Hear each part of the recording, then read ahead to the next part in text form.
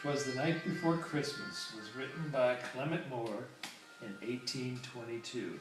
Many years later, Grandpa Bud, otherwise known as Dad, read this wonderful poem to his kids, and this is how it goes.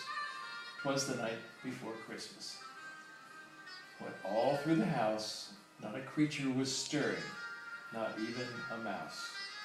The stockings were hung by the chimney with care, in hopes that St. Nicholas soon would be there.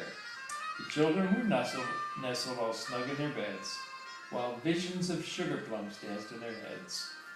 And Mama in her kerchief and I in my cap had just settled our brains for a long winter's nap. When out on the lawn there arose such a clatter, I sprang from the bed to see what was the matter. Away to the window I flew like a flash, tore open the shutters, and threw up the sash.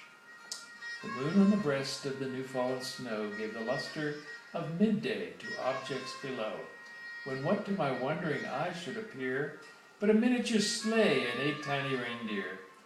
With a little old driver so lively and quick, I knew in a moment it must be St. Nick. More rapid than eagles his coursers they came, and he whistled and shouted and called them by name.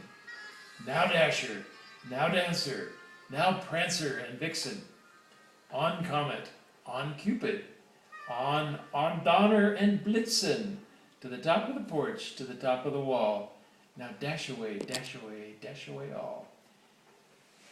As dry leaves that before the wild hurricane fly, when they meet with an obstacle mount to the sky, so up to the housetop the coursers they flew, with the sleigh full of toys, and St. Nicholas too. Then in a twinkling I heard on the roof the prancing and pawing of each little hoof. As I drew in my head and was turning around, down the chimney St. Nicholas came with a bound. He was all dressed in fur from his head to his foot, and his clothes were all tarnished with ashes and soot. A bundle of toys he had flung on his back, and he looked like a peddler just opening his pack. His eyes, how they twinkled, his dimples how merry. His cheeks were like roses, his nose like a cherry. His droll little mouth was drawn up like a bow, and the beard of his chin was as white as the snow.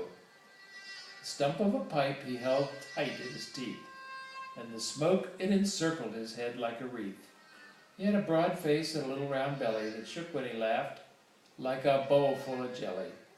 He was chubby and plump, a right jolly old elf, and I laughed when I saw him, in spite of myself. A wink of his eye and a twist of his head soon gave me to know I had nothing to dread.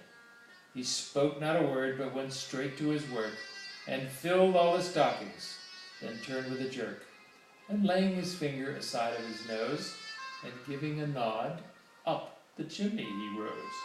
He sprang to his sleigh, to his team gave a whistle, and away they all flew like the down of a thistle. But I heard him exclaim, ere he drove out of sight, Happy Christmas to all, and to all a good night. Good job.